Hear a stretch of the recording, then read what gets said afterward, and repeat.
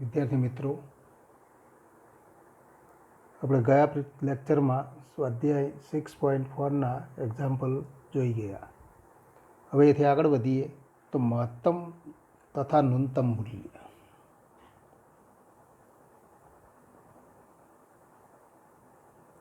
મહત્તમ તથા ન્યૂનતમ મૂલ્ય.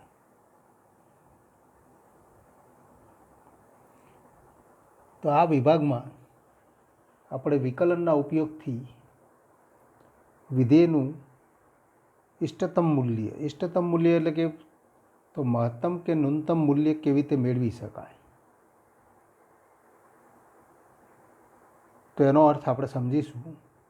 એ ઉપરાંત વિધેયના આલેખ પર નિર્ણાયક સંખ્યાઓ કે નિર્ણાયક બિંદુઓ શોધીશું કે જે બિંદુઓ આગળ વિધેયનું સ્થાનીય મહત્તમ કે ન્યૂનતમ મૂલ્ય મળી શકે. આવા બિંદુઓ એ વિધેયના આલેખ દોરવા માટે તો ખૂબ મહત્ત્વના. એ ઉપરાંત તો વિધેયનું વૈશ્વિક કે નિરપેક્ષ મહત્તમ મૂલ્ય અથવા વૈશ્વિક મહત્તમ મૂલ્ય કે વૈશ્વિક ન્યૂનતમ મૂલ્ય એ પણ આપણે તો અહીંયા તો આ પ્રકરણમાં જોઈશું.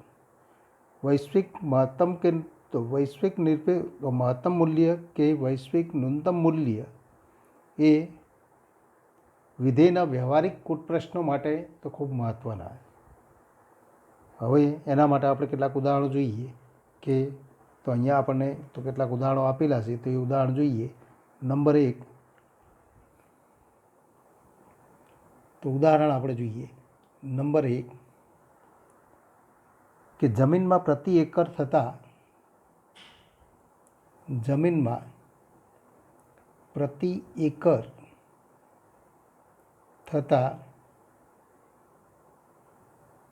નારંગીના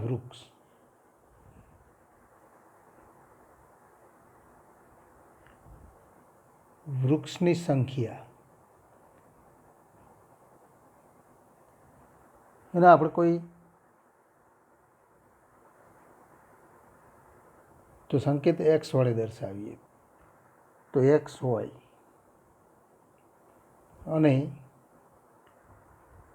નારંગીના વૃક્ષના વેચાણથી એટલે કે નારંગીના વૃક્ષના વેચાણથી થતો નફો,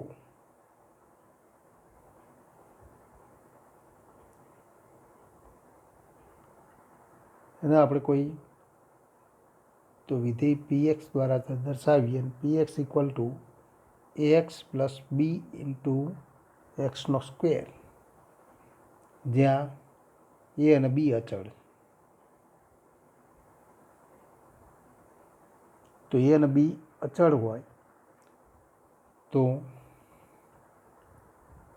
મહત્તમ નફો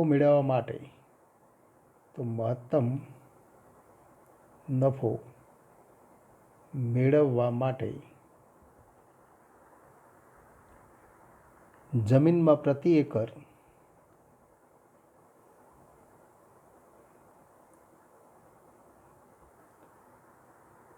નારંગીના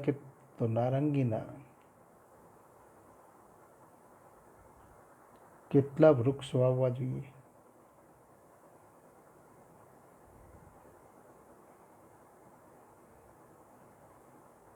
તો આ એક ઉદાહરણ છે. અહીંયા આપણે જોઈ શકીએ છીએ કે નારંગીના પ્રતિ એકર કેટલા વૃક્ષ વાવવા જોઈએ કે નફાનું મૂલ્ય મહત્તમ થાય. તો આવા કુલ પ્રશ્નના ઉકેલ માટે તો આપેલા વિધેય તો નફાના વિધેય એટલે કે pxનું આપણે તો વૈશ્વિક મહત્તમ મૂલ્ય મેળવવું પડે. તો આવા ઉદાહરણ દ્વારા આપણે તો વિધેયનું વૈશ્વિક મહત્તમ મૂલ્ય કે વૈશ્વિક ન્યૂનતમ મૂલ્ય કેવી રીતે મેળવી શકાય, તો એનો અભ્યાસ આપણે વિકલન દ્વારા તો કરીશું. બીજું ઉદાહરણ જોઈએ. તો ઉદાહરણ નંબર 2 કે 60 મીટર ઊંચા મકાનની તો છત પરથી 60 મીટર ઊંચા મકાનની છત પરથી એક દડાને હવામાં ફેંકવામાં આવે. એક દડાને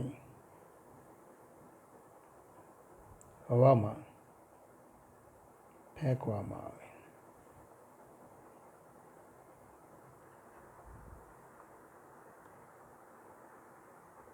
તે Fx equal to 60 plus x minus તો 60 પ્લસ એક્સ માઇનસ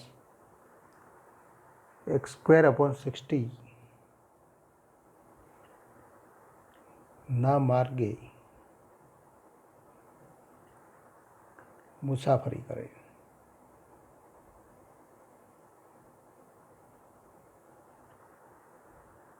અહીં એક્સ એ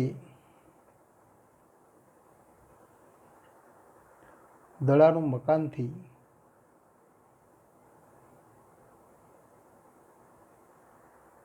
સમક્ષિતિજ અંતર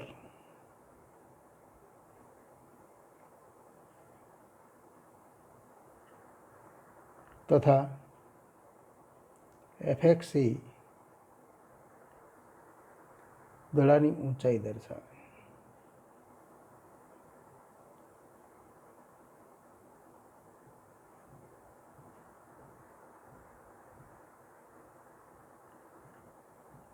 તો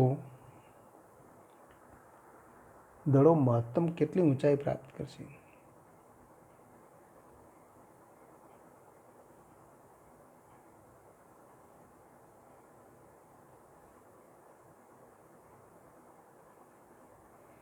તો અહીંયા પણ વિધેય Fxનું વૈશ્વિક મહત્તમ મૂલ્ય આપણે મેળવવું પડે. તો ટૂંકમાં આવા કુલ પ્રશ્નોના ઉકેલ માટે સ્થાનીય મહત્તમ કે સ્થાનીય ન્યૂનતમ મૂલ્ય તથા વૈશ્વિક મહત્તમ અને તો વૈશ્વિક ન્યૂનતમ મૂલ્ય એ આપણે મેળવવું પડે.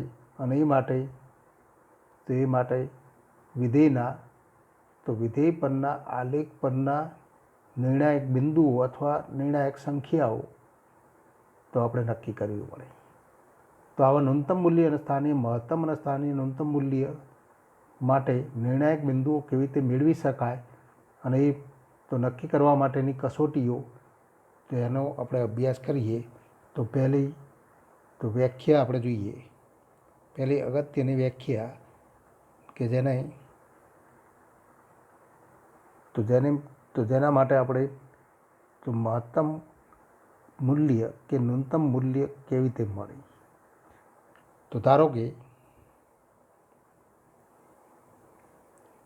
F એ અંતરાલ I પર વ્યાખ્યાયિત વિધેય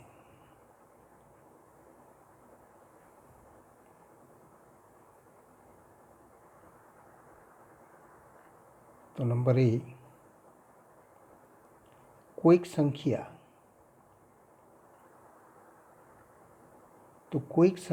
C બિલોંગ્સ ટુ I એવી મળે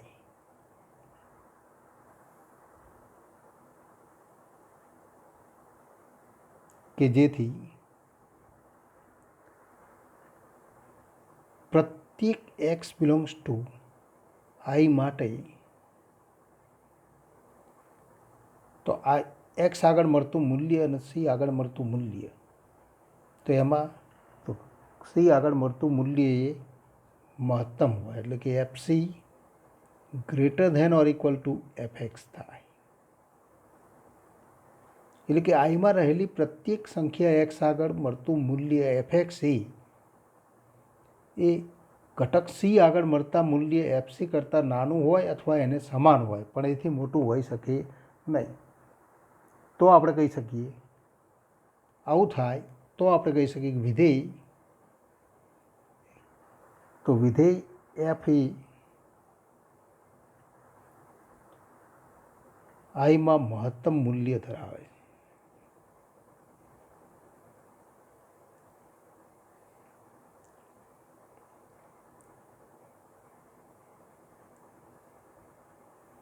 અને મહત્તમ મૂલ્ય કયું છે? તથા. તો તથા આપણે કહી શકીએ કે તો તથા તો એફસીને વિધેય એફનું તો એફની આઈમાં મહત્તમ કિંમત કહેવાય. તથા એફસીને વિધેય એફની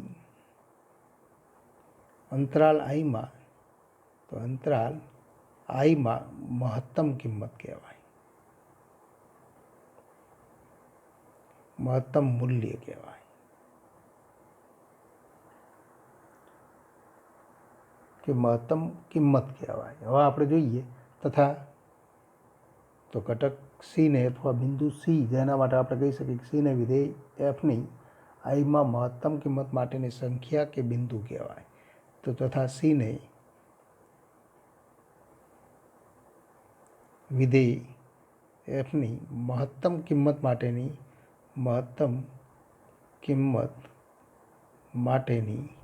સંખ્યા કહેવાય. એનો અર્થ કે વિધેય એફને ઘટક સી આગળ, સી બિલોંગ્સ ટુ આઈ આગળ, તો અંતરાલ આઈમાં મહત્તમ મૂલ્ય મળે એમ આપણે કહી શકીએ. બી એ જ રીતે ન્યૂનતમ મૂલ્ય માટે પણ આપણે કહી શકીએ કોઈક સંખ્યા સી બિલોંગ્સ ટુ આઈ મળે તો એવી મળે કે જેથી પ્રત્યેક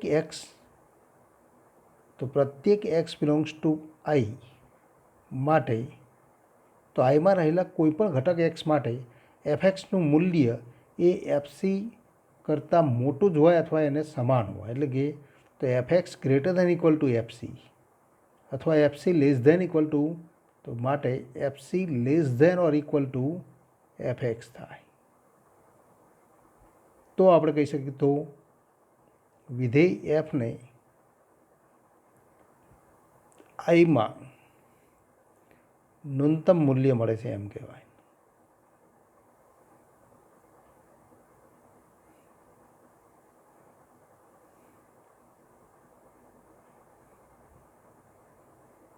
તથા તે ન્યૂનતમ મૂલ્ય એફસી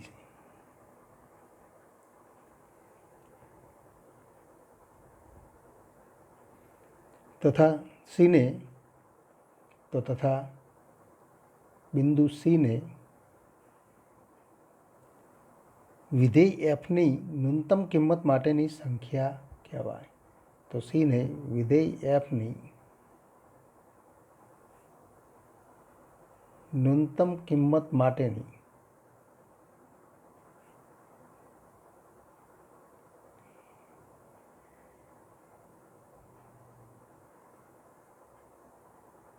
આઈમાં મળતી સંખ્યા કહેવાય.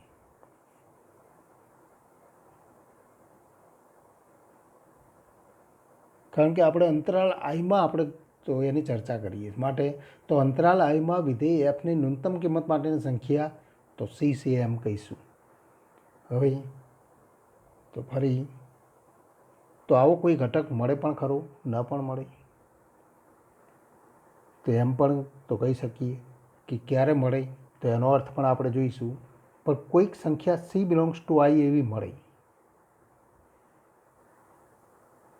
તો કોઈક સંખ્યા સી બિલોંગ્સ ટુ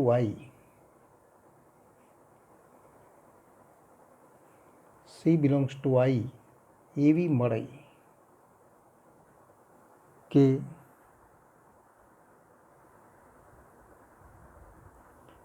જેથી એફસી એ વિધેય એફનું અંતરાલ આઈમાં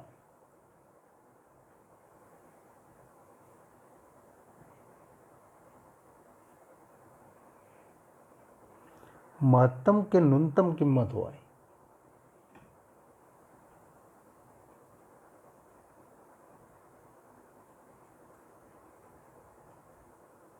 કિંમત થાય. આવું થાય તો આપણે કહી શકીએ તો એફને અંતરાલ આઈમાં આત્યંતિક મૂલ્ય મળે છે એમ કહી શકાય. એટલે કે એફને તો અંતરાલ તો આઈમાં આત્યંતિક મૂલ્ય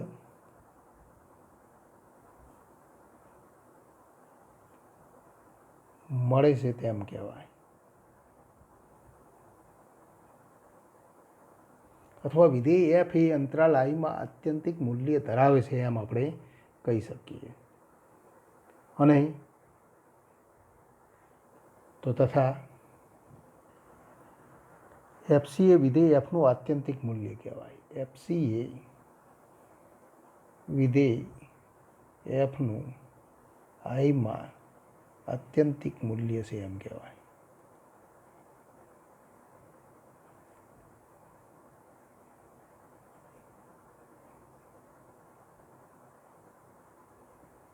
તો કોઈ અંતરાલ આઈમાં વિધેય એફનું મહત્તમ મૂલ્ય ક્યારે મળે? તો એ કોઈ ઘટક એવો અંતરાલ આઈમાં મળે કે જેના માટે તો વિધેય એફનું આઈમાં રહેલી પ્રત્યેક કિંમત એક્સ આગળ મળતા મૂલ્ય કરતાં તો એ ઘટક આગળ મળતું મૂલ્ય એફસી એ કેવું હોય તો મહત્તમ હોય, એટલે કે FC greater than equal to F x થાય. તો એફસી એ વિધેય એફની તો અંતરાલ આઈમાં મહત્તમ મૂલ્ય તો કહી શકાય, અને તો સીને વિધેય એફની અંતરાલ આઈમાં મળતી મહત્તમ કિંમત માટેની સંખ્યા કહેવાય. આ જ રીતે ન્યૂનતમ મૂલ્ય માટે પણ તો આપણે કહી શકીએ, પણ વિધેય એફનું કોઈ ઘટક તો આપેલ અંતરાલ આઈમાં કોઈ ઘટક સી આગળ જો મહત્તમ અથવા ન્યૂનતમ પૈકી કોઈ પણ એક મૂલ્ય મળતું હોય તો આપણે કહી શકીએ વિધેય એફને એ ઘટક સી આગળ તો આત્યંતિક મૂલ્ય મળે છે એમ કહી શકીએ. અને તો એ ઘટક આગળ મળતું મૂલ્ય એફસી એ વિધેય એફનું તો આઈમાં આત્યંતિક મૂલ્ય કહેવાય. પણ આ અર્થ સમજવા માટે આપણે જોઈએ કે કોઈપણ વિધેય માટે આવા મૂલ્ય મળે જે જરૂરી, તો જુદા જુદા આલેખ આપણે જોઈએ કે અહીંયા કેટલાક આલેખો આપણે તો દર્શાવીએ.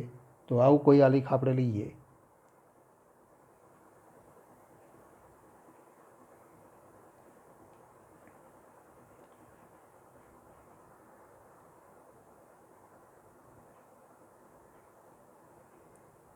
તો ઊંધા પરવલય આકારનો આલેખ આપણે દર્શાવેલો. તો અહીંયા આપણે કહી શકીએ કે આ ઘટક આગળ વિધેય એફને તો ઘટક સી આગળ વિધેય એફને તો કેવું મૂલ્ય મળે છે તો મહત્તમ મૂલ્ય મળે છે એમ કહી શકાય. હા, આપણે અંતરાલ લઈએ, અંતરાલ તો ઓપન ઇન્ટરવલ તો આઈ. તો અંતરાલ આઈમાં વિધેય એફને ઘટક સી આગળ તો આ અંતરાલ આઈ લઈએ. તો આઈમાં તો આ વિધેય એફનું ઘટક સી આગળ મહત્તમ મૂલ્ય મળે. પણ બીજો આલેખ આપણે દર્શાવીએ કે કોઈપણ વિધેય માટે તો એ વિધેયને આપેલા અંતરાલમાં મહત્તમ મૂલ્ય મળે જ કે ન્યૂનતમ મૂલ્ય મળે જ તેવું જરૂરી રહેતું નથી. દાખલા તરીકે તો આપણે આ પ્રમાણે આલેખ દોરીએ. અહીંયા એક્સ અક્ષ, અહીંયા વાય અક્ષ, આપણે અહીંયા દર્શાવેલું છે એક્સ અક્ષ અને વાય અક્ષ. અને 1 થી તો અહીંયા તો 4 લઈએ. 1 થી 4માં વિધેયનો આલેખ આપણને તો આ પ્રમાણે મળે છે. ધારો કે આવો આલેખ મળે તો આપણે કહી શકીએ કે 1 આગળ તો ન્યૂનતમ મૂલ્ય મળે અને 4 આગળ તો મહત્તમ મૂલ્ય મળે.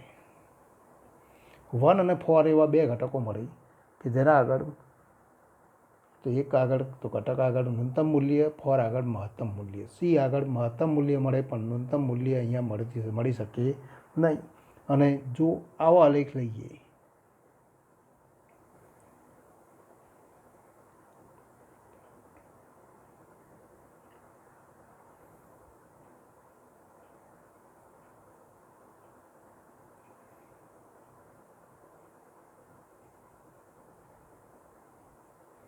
તો અહીંયા આપણે કહી શકીએ કે આ બિંદુ આગળ વિધેય એફને આપેલા અંતરાલમાં કોઈ પણ અંતરાલ લઈએ તો એ અંતરાલમાં તો ઘટક સી આગળ તો એફસી એ ન્યૂનતમ મૂલ્ય છે પણ મહત્તમ મૂલ્ય મળી શકે નહીં. અહીંયા મહત્તમ મૂલ્ય મળે, ન્યૂનતમ મૂલ્ય ના મળે. અહીંયા ન્યૂનતમ મૂલ્ય મળે, મહત્તમ મૂલ્ય ના મળે. અહીંયા મહત્તમ અને ન્યૂનતમ મૂલ્ય બંને મળી શકે. તો વિધેય જે તો જે સ્વરૂપે આપેલા અંતરાલમાં એનો આલેખ આપણને મળતો હોય એના આધારે આપણે કહી શકીએ કે ક્યારે મહત્તમ મૂલ્ય મળે, ક્યારે ન્યૂનતમ મૂલ્ય મળે. અને એ અર્થ સમજવા માટે ફરી આપણે કેટલાક પરિણામો તો ઉદાહરણ દ્વારા તો સમજીએ. તો આપણે જોઈએ ઉદાહરણ નંબર 26. વિધેય fx = x², x belongs to R માં મહત્તમ તથા ન્યૂનતમ મૂલ્ય હોય તો તે શોધો. અહીંયા આપણે અંતરાળ ઉપર ચર્ચા કરેલી છે, એમ આઈની જગ્યાએ આર હોય તો અહીંયા આરમાં આ વિધેય એફનું મહત્તમ મૂલ્ય મળે કે કેમ, ન્યૂનતમ મૂલ્ય મળે કે કેમ, તો તે શોધો. આન્સર fx = x², એનો આલેખ આપણે જાણીએ. અને fx = x² માટે તો એક્સ એ તો આરનો ઘટક છે, તો એના માટે તો સંખ્યાઓ માટેના ગુણધર્મથી પણ કેટલાક પરિણામો આપણે તો અહીંયા સમજી શકીએ.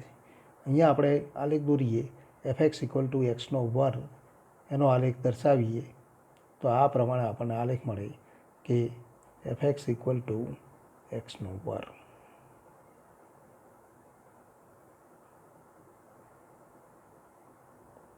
તો પરવલય આકારનો આપણને આલેખ મળે.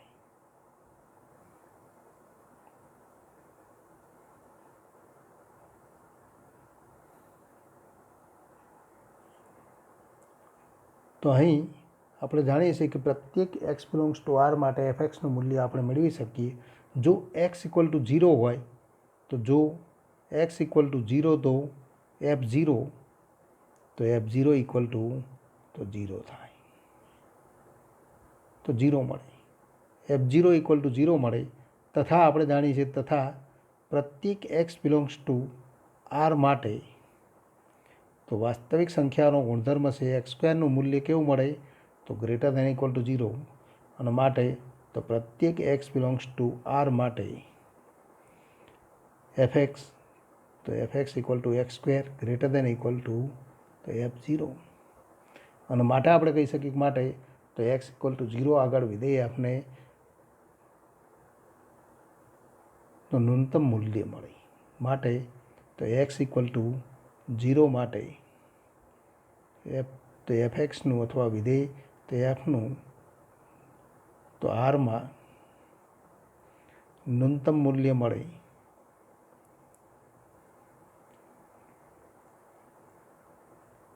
તથા તે f(0) અને = 0. પરંતુ અહીંયા તો એક્સની કોઈપણ કિંમત માટે એક્સના વર્ગનું મૂલ્ય તો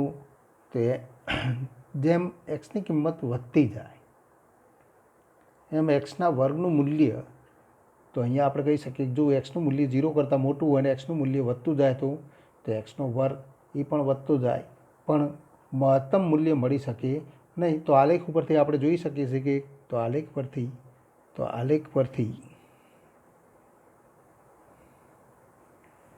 જોઈ શકાય છે કે વિધેય fને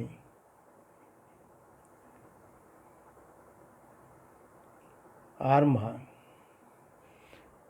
મહત્તમ મૂલ્ય મળી શકે નહીં.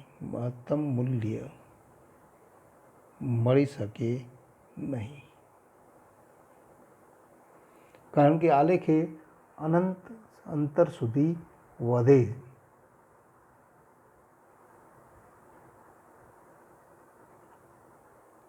તો આલેખ આપણે જોઈ શકીએ છીએ અનંત અંતર સુધી જશે એટલે કે એનું મૂલ્ય મહત્તમ મૂલ્ય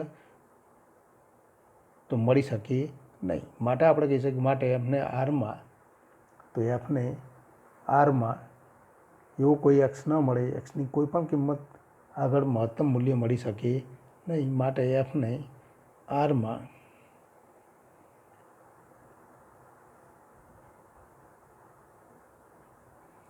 એક્સની કોઈ પણ કિંમત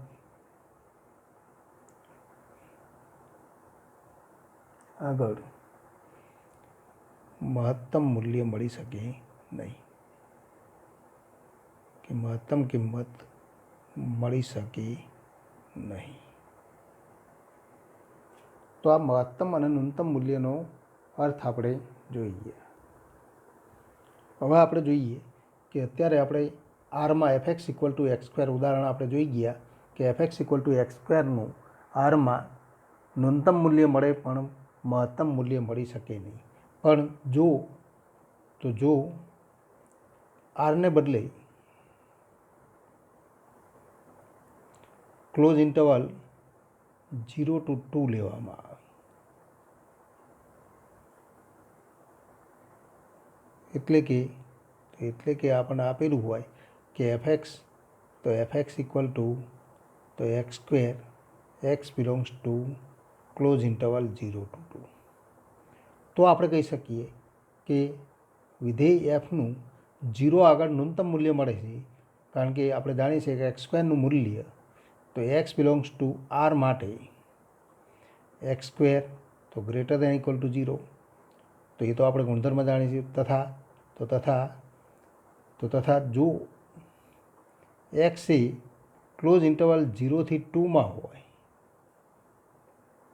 2 માટે તો એક્સના વર્ગનું મૂલ્ય તો આપણે કહી શકીએ કે ક્યાં મળે, તો માટે તો 0 less than X less than equal to 2 થાય. તો X belongs to close interval 0 to 2, તો imply 0 less than equal to X less than equal to 2, અને માટે વર્ક કરીએ તો 0 લેસ ધેન ઇક્વલ ટુ એક્સનો વર્ગ લેસ ધેન ઇક્વલ ટુ 4 થાય. અને માટે આપણે કહી શકીએ કે એક્સ સ્ક્વેરનું મૂલ્ય આપણને મળે એટલે કે 0 less than equal to F x less than equal to તો 4 મળે. એટલે કે એફ એક્સનું ન્યૂનતમ મૂલ્ય 0 થાય અને એ જે 0 આગળ મળે અને 2 આગળ મહત્તમ મૂલ્ય તો 4 થાય. આમ આપણે કહી શકીએ કે આમ એવરી એક્સ F0, આ તો F0 હતો, અહીંયા આપણે લખી શકીએ implies F0 less than equal to F x less than equal to તો એફ ઓફ તો 2, અને માટે આપણે કહી શકીએ કે એવરી એક્સ બિલોંગ્સ ટુ તો પ્રત્યેક x belongs to close interval 0 to 2 માટે તો F0 less than equal to F x અને તો F x less than equal to f of 2, અને માટે તો એફને તો એક્સ ઇક્વલ ટુ 0 આગળ ક્લોઝ ઇન્ટરવલ 0 to 2માં ન્યૂનતમ મૂલ્ય મળે,